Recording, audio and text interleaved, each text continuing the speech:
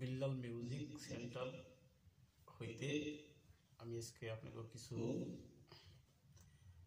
বাসি কিছু বাজানের কিছু ক্যাপাসিটি এবং সারেগামা আমি দিতেছি। আজকে আমি সারেগামাটা বাজাই শেষ করব। আপনি বাসি কিভাবে ধরবেন, কিভাবে সুর তুলবেন, ওই জিনিসটি আজকে আমি দেখাবো। আমার হাতে একটা বাঁশি দেখতেছে,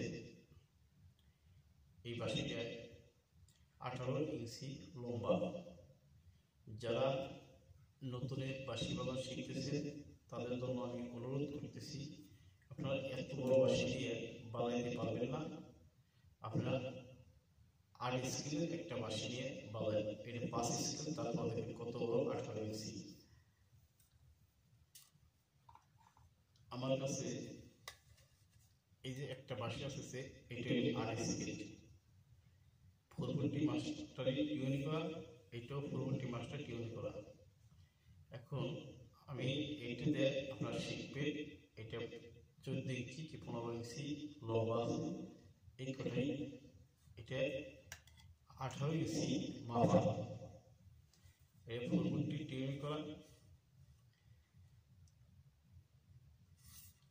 এটা এই দেখেন টিউনি নাম্বার দেওয়া আছে। এটা খুবই আপনারা শিখতে পারবেন না, আগে থাকতে আপনারা হাতগুলো মিশাইতে পারবেন না, কারণ হাতগুলো বসাইতে পারবেন না। বসানোতে পাশে হাত বসানোতে বড় কথা, তাছাড়া আর কিছুই নেই।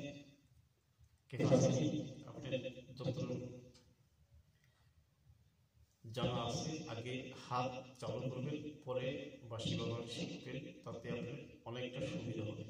আজকে আমি শিখানোর জন্য আজকে বাঁশিটা কিভাবে বাজাবেন আমি এই জিনিসগুলি দেখাবো। শেষ করে আমি এই বাঁশিটা ফু বাজাবেন না থু বাজাবেন এটা আমি দেখাবো। ফু বাজালে কেমন হয়, থু বাজালে কেমন হয়, আজকে এটা থেকে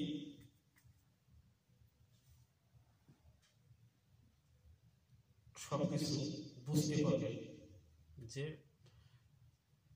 সা রে গা মা পা ধা নি, পা থেকে নি পর্যন্ত আমি বাজাবো, এবং সা থেকে নি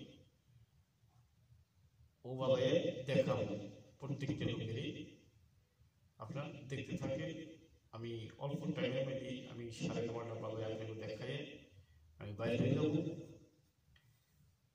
এটা যদি মাথায় রাখতে পারেন, আমি বলি আপনারা সকলে শিখতে পারবেন এবং আপনাদের সকলের শেখা হয়ে যাবে।